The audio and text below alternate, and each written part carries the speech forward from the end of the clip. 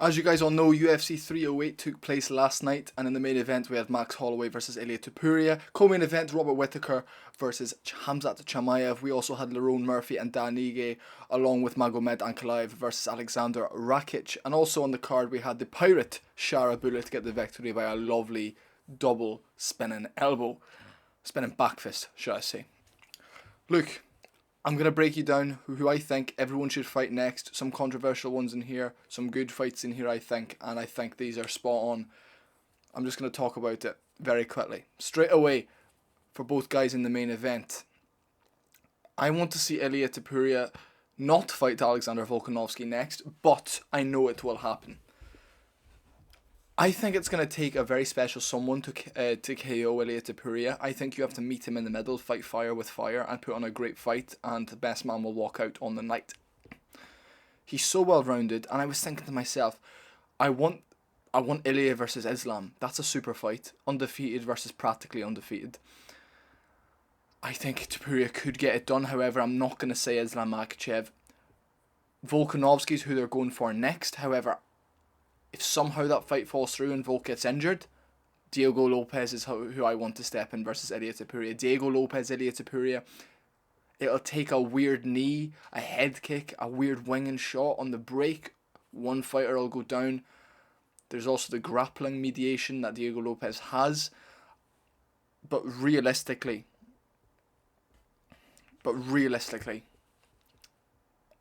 Alexander Volkanovski. Alexander Volkanovski versus Ilia Topuria 2. You can't deny Volkanovski 7 title fight victories within the UFC.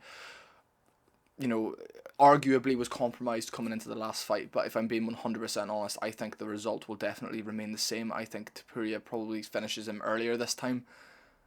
Volkanovski doesn't move the same way Holloway does, and eventually Topuria tracked Holloway. Holloway was winning, but if only he had gotten through that third round, you know, it would have been a very interesting fight. Obviously, you can beat Topuria rounds-wise, but he grows in the fight. He gets your reads. He gets closer and closer every time. And he is a force to be reckoned with at 145. I'm going Ilia Topuria will fight Alexander Volkanovski for the second time. Then after that, I want the super fight. I want the super fight between him and Islam, because Islam won't be sticking around much longer. If he beats Arman, isn't that 4 title defenses? That's the record, you know, so he might just dip or go up. He might try go up.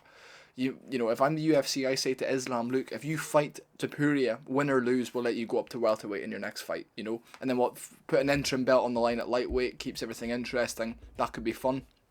In terms of Max Holloway, get your arse up to 155. Unless they offer you an Aljamain Sterling next year, an International Fight Week, nice paycheck, nice easy win, I'd say.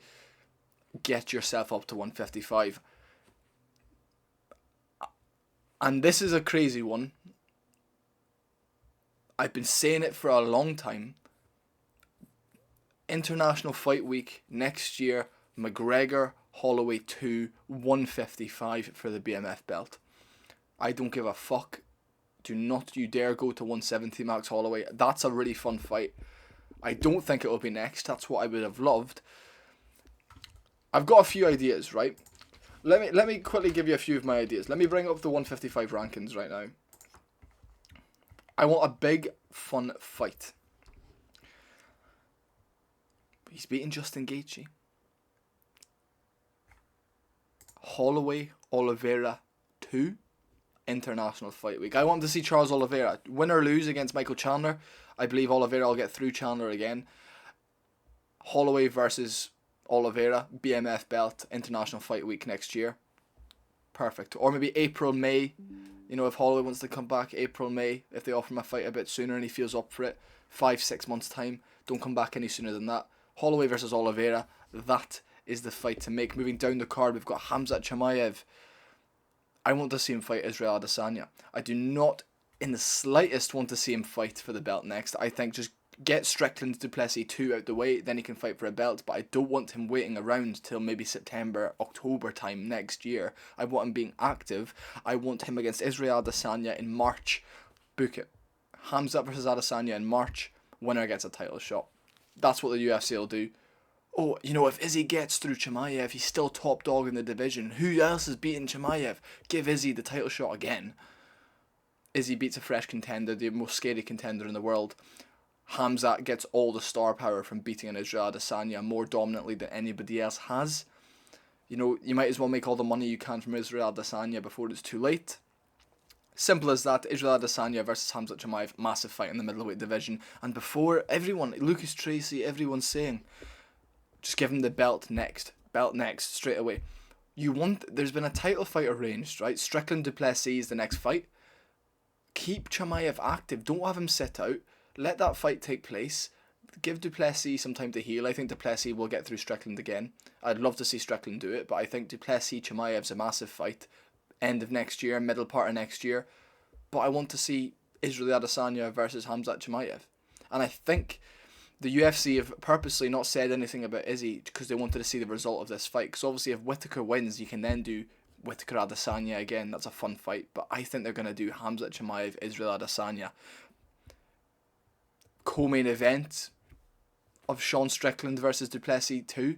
That would be fucking perfect. I should be a matchmaker. That would be absolutely brilliant. That would be perfect. Moving on. What's next for Robert Whittaker? He's going to need 6 months off. Come back April, May, June next year.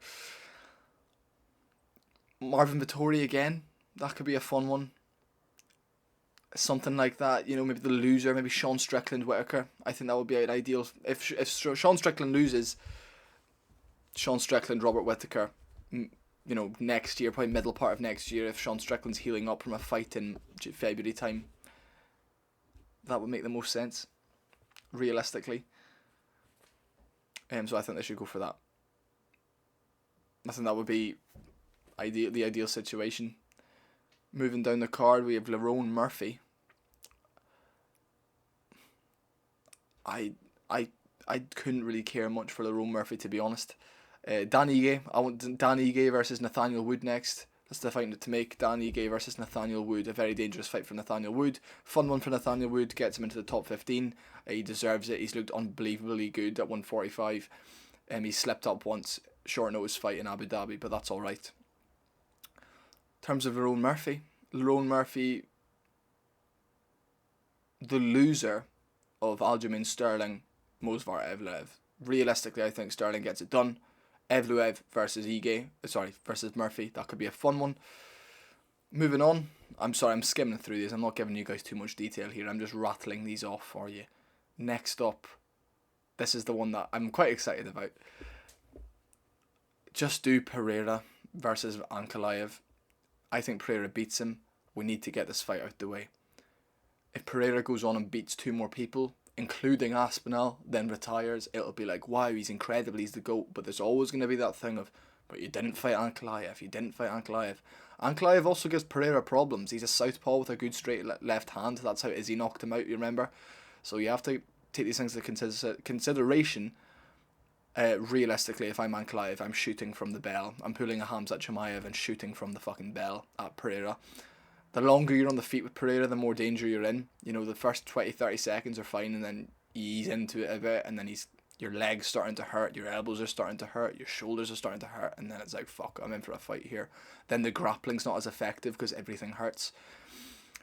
I'd have Pereira beating him, but Pereira Ankalaev, you have to just make it, you know, regardless of how you think he's boring. Or there's always the option of the Blachowicz rematch. But I know he's injured at the moment.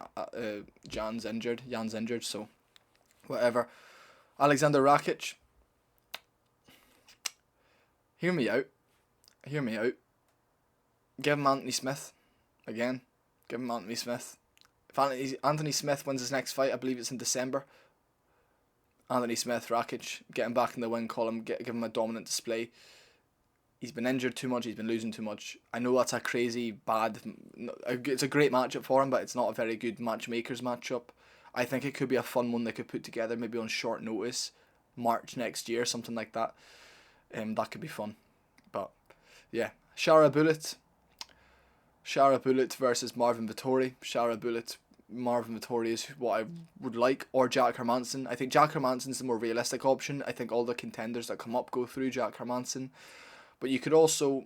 Dana White said, yeah, we're going to give him someone in the top 10. I was going to say give him Meerschaert or someone like that if he's going to fight one more unranked guy. Meerschaert's a good fun fight. Can try grapple with him. Shara Bullet versus Marvin Vettori is what I want. I think Marvin Vettori is, what, 7 or 8 in the world at the moment? That's perfect. That is fucking perfect. And then give Jack Hermanson somebody different, like a Cannonier. Jared Cannonier fight would be good. Anyway, there we go. That's my matchmaking done for the main card. Oh, Geoff Neal. I think Neal versus Kevin Holland would be a fun one at welterweight. Just a fun fight for the fans. Rafael Dos Anjos. Get yourself back down to lightweight. And give yourself... I haven't really thought about him. Paddy Pimblett. Could be a fun one.